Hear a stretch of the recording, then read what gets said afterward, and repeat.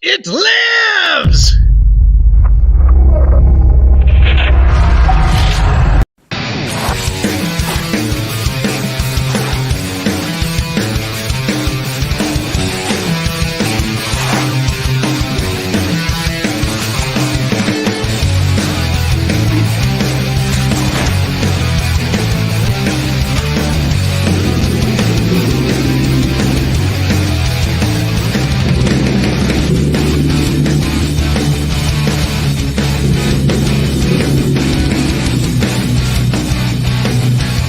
You write something on my face?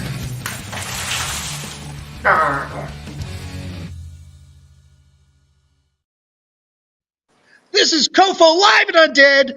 I am your host, Daniel Crosier, and I'm joined by the amazing Genoveva Rossi. Yeah! Woo! Genoveva, Thank you how for are having you? me. Thank Yeah. you. Thank you. Yeah, thanks for coming on the show. How are you doing? Awesome. Thank you so much for having me on. This is pretty exciting. I like your intro. It's super cool. Thanks. We get a little splashy over here.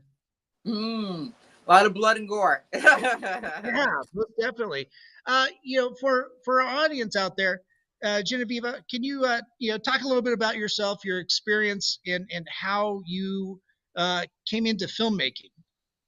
That's a good question. Let's see. Well, filmmaking, and I also do acting.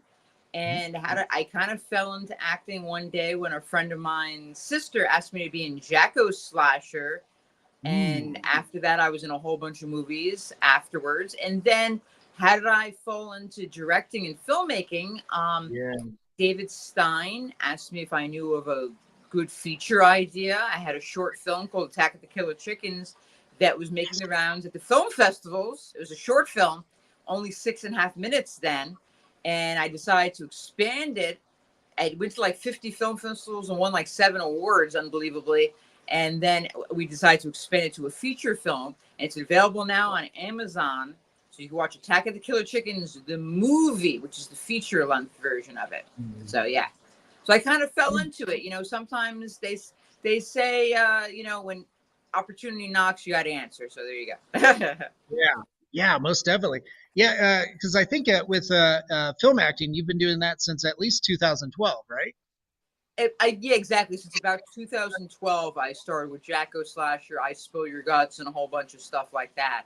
Nice. I've done a lot of horror movies, but I do non-horror. Like I did Silent Romance 2 recently, which is a sci-fi comedy. I'm also on Apocalypse Kiss, which is a sci-fi thriller with Tom Atkins and Michael Berryman. I'm in a bunch of movies, I guess, that are not really like I just did something called Run with some of the actors from Sopranos and Goodfellas. So I do, cool. and I had a small part in Gravesend, which is a mob series. So I try to, I've done some theater as well. So I try to veer out of the horror genre a bit. But I love horror movies, and they're always making them, and there's such a big demand. So, it's always great to do that too. It's nice to diversify, Yeah.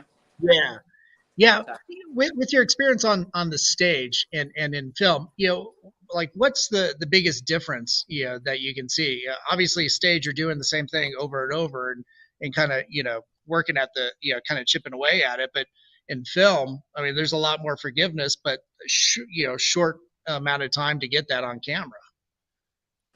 That's true. Well, the interesting thing with theater is that you are in character the whole time the play is really going on. You have to have all your dialogue really memorized. You can't be looking at your script and stuff, in between takes. It's one continuous take, really, when you're in the theater. So there's that. So if you mess up, which you might mess up in the theater, you just kind of have to roll with it and make it seem like you didn't mess up. Right. Which is because a lot of actors do, maybe you get a little stage fright. Maybe you forget one of your lines. So you come up with the next best thing and you keep moving. So I think theater teaches you to be very adaptable. Also, you have to speak much louder in the theater. You want everybody, you have to amplify everything you're doing. You have to amplify your acting, your facial expressions, your gesturing. Whereas in film, you really want to take it down because the camera makes every gesture, every word, it amplifies it. You know, you don't really need to amplify it too much. Subtlety actually Okay. better. Less is more in film, and in Yeah. theater, I guess more is more. Yeah. Nice. Wow. Yeah. Yeah. Do you find that you have to like transition back and forth in any given time, or is it pretty consistently that tongue twisters? Um, you know, doing mostly film these days. Mostly I do film. I've done some theater here and there, but it's hard for me to do anything that's a long running play because it Right. would kind of freeze up my schedule. Unless it was something huge like Cats or something, then you would obviously do it. Mm. Right. Uh oh. Uh oh. We seem to have lost Genoveva. Oh no. Oh, there you are. We got you Oh, back. good. Woo. I don't know what happened. I don't know. I hope it's not my connection. But yeah. So normally I do mostly like a lot of film. Yeah, I don't really Yeah. do too much theater, but once in a while I'll do some theater. Like a Nice. limited run theater production, maybe something for St. Patrick's Day, Halloween, maybe like a Yeah. play that's just doing like 2 or 3 weekends, something like that. Oh, that's cool. Now, talking about your film, your directing experience too, especially with Attack of the Killer Chickens, which I had the privilege of watching earlier this week, uh, and it was an absolute delight. It reminded me so much of like Return of the Killer Tomatoes, which I absolutely love that film, and the fact that you're using like all these amazing puppeted chickens and tell us a little bit about that experience, and I'm really curious, like where the germ of that idea came from.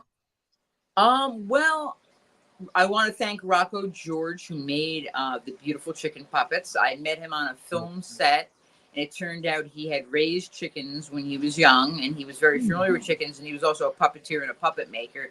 So it was just like right place, right time. And I, my friend of mine, Pamela, she wanted to maybe work on a film with me. So she was in the original short film, and it was kind of based on the premise. There are more chickens now in the world than there are humans. What if the chickens turned on us? And then it expanded to what if space chickens joined our chickens and they turned upon us? And then it kind of like inspired a little bit by my friend Suhana that plays my wife in it, who's like a vegan, and she's very dedicated to animals and preserving animal life. So we incorporated those elements into the film too, that we have like vegan characters and things like that. And, people kind of having different allegiance to the animals versus the humans. Is this revenge for our treatment of the chickens and the animals? It pays a little homage to Planet of the Apes as well, as you could probably imagine. Because the premise is a little bit like Planet of the Apes. Like, we experiment on the chimpanzees, and the chimpanzees become the dominant species, and things like that. Kind of like karma, I guess. And then it's also definitely Attack of the Killer Tomatoes, and definitely a whole bunch of other movies are kind of sewn throughout it and inspiring me. Like there's some John Waters inspiration in the movie as well, and a whole bunch of like kind of wacky things going on. It took us a long time to film that. We had to take a little bit of a break for COVID, and then get back to filming our last couple days. I want to also say that we lost 2 of our actors. Oh, I'm sorry. Oh, So that's tough. Jeremy Woodworth, who plays the clown, we lost him recently, and another gentleman as well. So it's just been tough. So that's tough, but at least you had that time together, and you were making some amazing art. Yeah, exactly right. At least we were able to use them and be with them in those times and things like that. So that and we didn't really make the movie that long ago, but things like that sometimes happen. Sometimes you're working with some older actors or people with maybe some certain health risks and things like that, and that happens with a lot of films that I've done over the years. Sometimes you work with people and they're no longer with you. It's just kind of an unfortunate thing. So right. Yeah. In your career too, you mentioned that you've been working with like Michael Berryman. I noticed on IMDb you've been in with him in a number of films, and yeah, that's got to be pretty fantastic to work with him. Oh yeah, I wish he was in Attack of the Killer Chickens, but we weren't able to get him. But I've worked with him Yeah. on Apocalypse Kiss, Right. Death House, a bunch of movies actually throughout the years. And then I've also made guest appearances with Michael Berryman. We were lucky to get into Attack of the Killer Chickens. We were able to get Lloyd Kaufman, who I've worked with a bit on Shakespeare's Shitstorm. And also, I've acted with him in a number of movies, including Apocalypse Kiss and I Spill Your Guts, and I think maybe like 8 or 10 different ones. And then we were lucky to get David Nun, that I've worked with a couple times, who's famous, of course, for American Werewolf in London, and My Sister Sam, Making It, the song from the 70s, Dr. Right. Pepper commercials. And he was even in American Horror Story more recently with Lady Gaga Right. and I think Angela Bassett. So he was also, I think, in another show called Granite Flats, maybe I think it was called, where he plays a doctor. That might be Okay. available online. He keeps really, really busy. He's like a Yeah. trained Shakespearean actor. Nice. That's cool. Yeah. Obviously, I harken back to American Werewolf in London. So, yeah, that's always my association with him. And then yeah, my sister Sam. I remember that as a kid back in the '80s. That sitcom.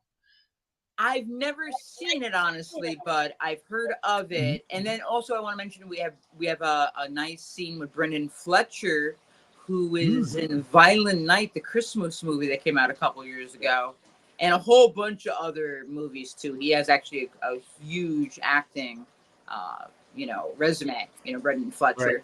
And then we also have my friend Artie Pasquale, who was in Sopranos, and I think he's Right. also in Tulsa King, if I'm not mistaken. He Oh, pops cool. up in Attack of the Killer Chickens, and then like just a whole bunch of other great actors too, like Edward X. Young, who I've been in a lot of movies with, and all these other great guys. Yeah, when it's your own project and you're the director. I mean, you've got to be wearing all kinds of hats and juggling all the performances in front of the camera. Yeah, yeah. Can you talk a little bit about what that experience is? Being able to direct your friends. Well, it was interesting. Like, we didn't really go through an audition process. I really had a good sense of who I wanted to cast and who I wanted to use, and who I knew Right. was reliable, and who I knew could deliver, in the roles. And I probably even maybe had people in mind when I was writing it. I'm sure like Tim Burton and a lot of directors, David Lynch, are Right. like that. They're putting together a film. Yeah. Um, so yeah, because they, in a sense, they were always in the back of my mind, part of my creative process. So yeah, and then kind of putting it all together with them was really exciting. Working with everybody, it was really fun. It was a joyful, playful kind of experience. Cool. We had a script, of course, but we also had some room to improvise and experiment a little bit with it. Oh, that sounds like such a great experience. Putting that film together. Any plans to do a follow up to it? We are talking about the possibility of maybe a sequel or something along those lines, or a crossover maybe with like another film. That might be fun. Yeah. Yeah. That Yeah. Oh, would that be would fun. be cool. Like, I was thinking, like they have like the Alien versus Predator or Freddy versus Jason. It might be fun to have Attack of Killer Chickens versus Attack of the Killer Tomatoes or something nuts. Yeah. Yeah, poultry versus tomatoes. That'd be hilarious. Yeah, Um, exactly. Something like that would be fun, because the fun thing about this indie horror genre is, your own creativity is your only limitation. There's so many possibilities. With yeah, sci-fi and horror, you kill off characters, you bring back the characters, you can do like right. anything really. You know, Nobody's ever Yeah. really dead. And speaking of that, that's what we're seeing with the Walking Dead spin-offs. We're bringing back these characters we thought were no longer with us, and now they're in these spin-off characters of The Walking Dead. That's true. Yeah, and you've recently had a number of experiences as a featured walker on. I think like most recently was it Walking Dead, Dead City, and then I think you mentioned too, like this last week, you were in makeup. Well, I did one episode, I think, of Dead City, and then 3 episodes of the Ones That Live. Oh, sweet. And then Sweet. I did 2 live events with The Walking Dead, where Cool. I appeared with the cast. So I had one where it was the Dead City cast, and this was about a year ago, where we were in Nice. New York City, going to these really fun places, these iconic spots in New York Cool. City, Joe's Pizza and stuff, with the cast and taking pictures and stuff. And that was really cool because the zombies are very important. The walkers or zombies are very Yep. important in Walking Dead. They're really the stars. So we had a Yeah. bunch of them. And then last Wednesday, I was part of AMC's Upfronts, which was a big like kind of party with all of the cast of a lot of AMC series and also executives and financial people. And they wanted the zombies or walkers there to kind of introduce a trailer for the new Walking Dead spin-off series that are in existence now. And Right. they had us during the trailer, the zombies come out into the audience and like staring at everybody. You know, we weren't like malicious zombies. We were like curious zombies. Yeah. Exploring zombies. And then we were posing with the cast and with all the guests at the event. And then we were at the cocktail party with all these famous guests and everything being zombie. And then the challenge of that, it was a very long day. The challenge of that day, but it was a fun day, was that we had to be in walker character the whole time we were interacting with people. Cool. Oh my God. So you have to be completely in full walker mode, and you can't break character when you're interacting with all these amazing people from The Walking Dead and from all these other AMC shows. You have to be full on character. And that's almost like theater too, because we don't really do that too much in film, where we have to be full on. Because, you know, we do a zombie scene, you're a zombie for 10 minutes, then cut, then you're not a walker anymore, you're not a zombie anymore, you're just hanging out drinking a cup of coffee for a little while until we until they until they call action, and then we're back in our zombie scene. But with this, we did it all day long, and it was a very long day. Both of the live days were very long. You know, you show up this past one day at like 9:15 in the morning. We had rehearsals to make sure everybody was on, you know, because we had a very set pattern. It had to be choreographed of what we need to do. Yeah. And then we had to go through about like 3 hours or so of makeup and like 45 minutes of wardrobe to pick out the perfect dress that I wore as a zombie. And the perfect hairstyle to go with it. My perfect ensemble. And then, you know, you were there, and it's a very long event. And then it takes at least an hour to get all the makeup and to take the outfit off. You don't realize it, but it takes a very long time to get the makeup off. You can't really get it off at home. It's like they have special stuff to get the makeup off, and you really need the assistance of someone. I had to wear the zombie contact lenses. It took forever to get all the makeup off my skin, my face, and my hands, especially my hands. So the day was from 9:15 a.m. until about midnight. Okay. Wow. That's a long day. Yeah, and people don't realize that we think of acting as being super duper glamorous, but that's not unusual to have that long of a day doing a live performance like this, or even on a film set, especially when we're dealing with makeup. Like really, you know, so horror days are long days between the setting up, the having the, you know, the full day shooting or the live performance, and then the breaking down and cleaning up at the end. It's like really intense. And, you know, and a lot of times with horror, with all the special effects that they use, you know, you have to be somebody in the movie. You know, it can be very expensive to set up a scene. You might only have 1 or 2 takes to get it right. Right.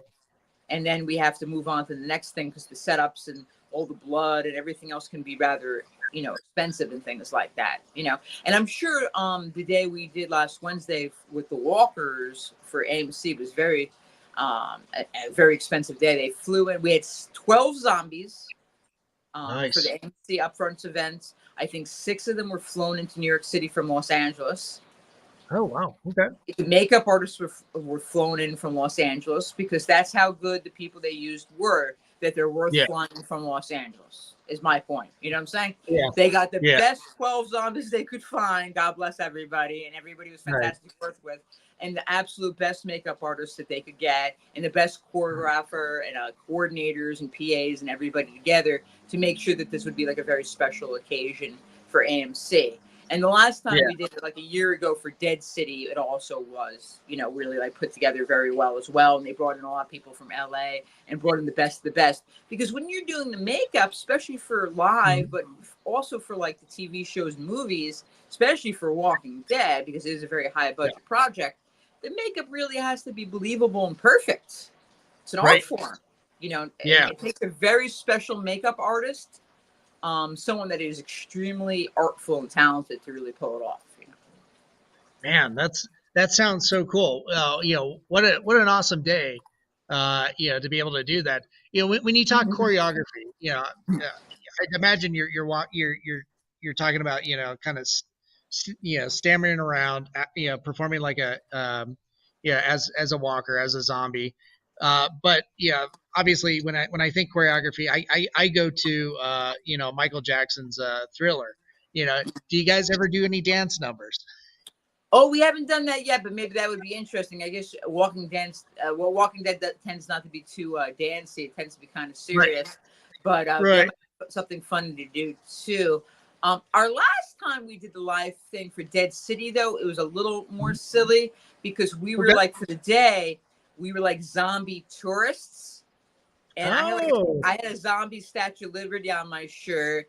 And I was going to like Joe's Pizza, and we were visiting like the hot dog guy and Times Square, and we went to the deli where they had filmed When Harry Met Sally and a whole bunch of other movies. So we were like these zombie tourists, like exploring the city for the day.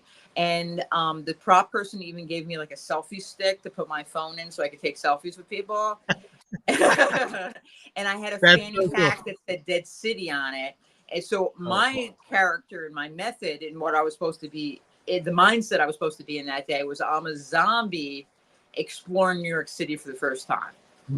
You know, and I'm having like fun. You know, it's a new experience. I'm inquisitive. I'm curious. You know, we weren't necessarily like malicious zombies walking around New York City eating pastrami and hot dogs and pizza. We were like enjoying our city day like any other New York City tourist, but just as zombies. So that was kind of funny. And I guess they did that because they wanted us to promote Walking Dead without scaring all the tourists. Right. Because you don't always know how people walking down the street are going to react to seeing a zombie. Right. Right. So they Very didn't much want so. us to be scary. You know, we don't want to, you know, stress anybody out. So we tried to make it lighthearted. That sounds absolutely awesome. Just, you know, such a fun thing to do. And you know, famously, like you know, there's a number of cities that used to. I don't know if they still do. Denver used to have a massive zombie crawl. You know, in October, where, you know, like we would have like 20,000 people show up downtown and just, you know, crawl, you know, walk, well, kind of stammer, you know, up and down 16th Street and everything, and such a big event for something like that too. So it just, you know, kind of evokes pictures of that, you know, what you guys are doing. Well, it's very popular. Like Asbury Park and New York City tend to do them. And then when I was on the set of Dead City and that Ones That Live, I had very different kinds of scenes. They were very serious, you know, and you know, compared to the live performances. You know, when I'm on set for these, it's like I'm in a big field. There's like a zombie battle going on. We're running after people on horseback and things like that. Maybe we're attacking, you know, Andrew Lincoln and his cohorts when they're in an old burnt out factory, and we're like going after them in the factory. You know, like a lot of like intense kinds of moments like that. There was another one. I was in one scene, I think it was in episode 1 of The Ones That Live, where I'm like a zombie laying there dead on the ground, and Andrew Lincoln like climbs out of a manhole right next to me.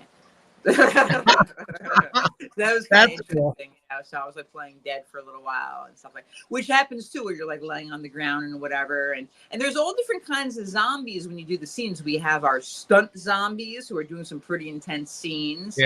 And you know, and then we have like they call them the hero zombies that have like the most Right. makeup on, and then they have like the different kinds of more background zombies that have a little bit less makeup on, that are like in all different areas, and everybody's dressed a little differently and has a kind of different, like snowflakes. Everybody like looks a little bit different as zombies with your hair Nice. and your makeup and Right. your outfit. Everybody looks a little bit different, and everybody has a slightly different movements and different style that they bring to it. You know, we're like a bunch of snowflakes. So, and it's interesting. And I was speaking to somebody recently, and they didn't think that it really took much of a acting skill to be a zombie. But what we have to understand with Walking Dead more than anything else is that the ones that live, each episode had a budget of about $18 million. Ooh, wow. Yeah. So when you have a Serious. budget like that, and you have a franchise like Walking Dead that's been around for 14 years and has 6 spin-offs that's been wildly successful, everybody, zombie, you know, principal, everybody that's in there really has these big expectations that we need to meet for the audience. Right. And you could have dozens and dozens of zombies in a scene, and everybody needs to be well coordinated and doing their job and being believable, you know, in that Right. scene. So I think everybody, absolutely everybody that's involved in Walking Dead is a top-notch actor, whether they're playing a soldier, a zombie, or one of the Right. principals or leads. I think everybody, it's a very, very tight acting situation where, you know, they take as many takes as they need in order to get every scene as perfect as humanly possible, you know, because the standards are very high. It has a wonderful fan base that you don't want to disappoint, you know, so they're not going to throw anything together.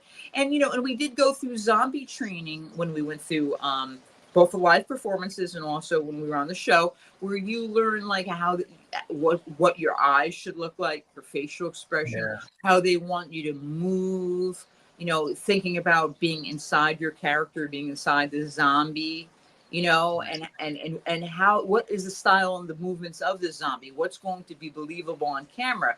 And thinking about your character and being consistent with his or her look and movements from scene to scene, you know, thinking maybe about how your zombie may have died and what injuries your zombie has, you know, like maybe your zombie has a dislocated shoulder and a broken ankle, you know, and then you have to carry that with you from episode to episode, that's your zombie situation. Or if he gets injured and he has more injuries that he's dealing with. Yeah. Uh-oh. We lost Genoveva again. Oh, 6, 7. and she's back. We lost you, but we got you back. All right. Yeah, but yet, like as I was saying, you just have to think of like the forensics of it. You know, everything that actors do, you know, and I've met a lot of people that were zombies and different things, and all requires a certain, you know, everything is acting. You know, when Keen Hodder plays Jason in Friday the 13th, he may not have any dialogue, but he is acting in every scene. You know? Yeah. If anything, I mean, you know, you have to be more expressive with your body, because that's the only tool you've got. Exactly. That's how you're expressing fear, pain, love, sadness, whatever emotion you might be feeling. You have to express it very much through your body and stuff, especially if you're wearing any kind of makeup or a mask and things like that. So it's a lot of body language, and people don't necessarily understand that. Sometimes that could be more challenging. And sometimes you have movies where there's very little dialogue, but so much is conveyed. Like A Quiet Place, I always think is an amazing movie. It has almost no dialogue, but it's like riveting. And the acting is stupendous. It's an amazing movie. So that's an example. And then also, I did do zombie work on Army of the Dead with Zack Schneider years ago. That's right. I remember that. 2019. And that helped me to get into Walking Dead, because I guess they figured if you were a good enough zombie for Zack Schneider, you could probably do Walking Dead too, you know? Yeah, most definitely. Brett's got a comment. So interesting. Do you move differently as a walker from show to show, or try to keep it the same in each appearance? That's a good question. It a lot of times depends on whether or not you are playing the same zombie or a different zombie, because you want to be consistent. Because sometimes you could be playing the same zombie in every episode, but zombies do get killed pretty often. So, and the wonderful thing about playing a zombie in Walking Dead is that you can play different zombies.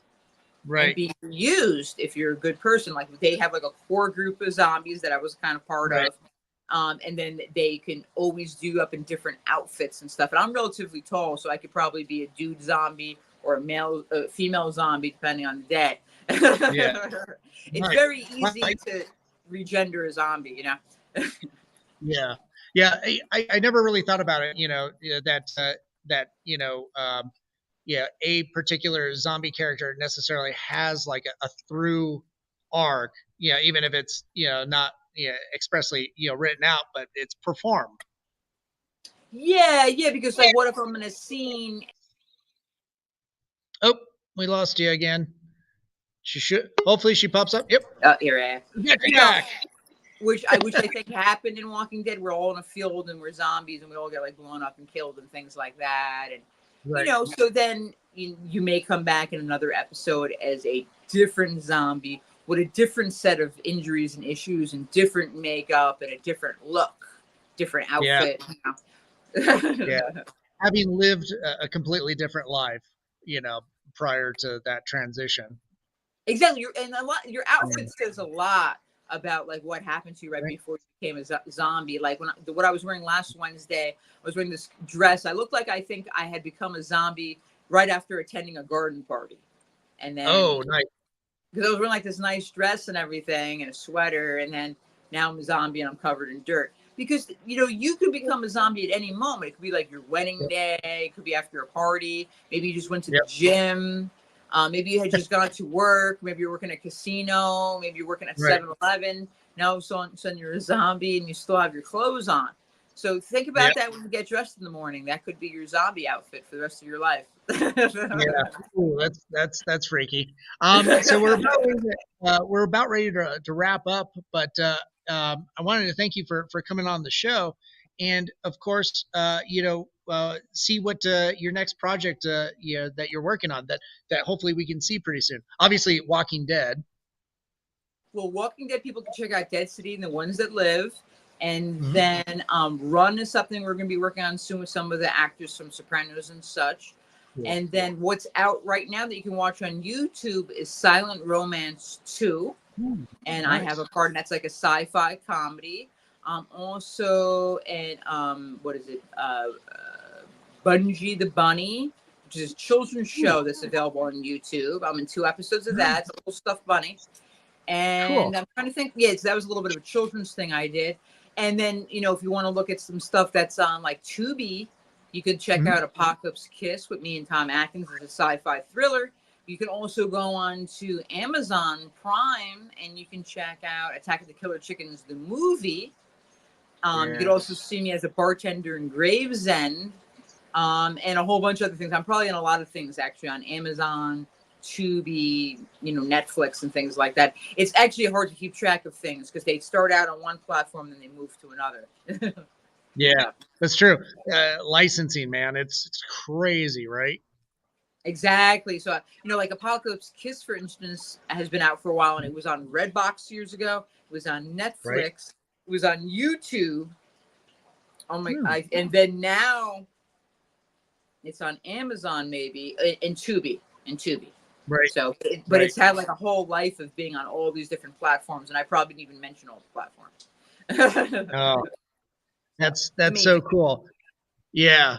Uh, yeah, Genoveva, thank you so much for coming on the show, and for sharing all the cool things that you do with our audience. It was really fun, hearing all the creative, projects you've done and have going on, and we can't wait to talk to you again, and see what the updates are. Oh, thank you so much. I enjoyed being on. You're a great dude, and I appreciate you as a horror fan. Keep watching. Oh, thank you. Stick around for a few minutes, Genevieve, and yeah, we'll wrap up here and bring on all the promo stuff with our sponsors. For all our caffeine friends, if you're going to start a revolution, make sure it's caffeinated. Go to Mutiny Information Cafe, one of our favorite sponsors, and of course, Hellfire Entertainment. Thanks for rebroadcasting us on your social media, and Groovy TV, and of course Angela Joseph Productions, and my producers Stefan Santa Cruz and Amanda Armstrong. Thanks so much, guys, and to everybody out there that tuned in. Thanks so much for spending your afternoon with us. And until next time, stay spooky, my friends. Take it easy. Ciao.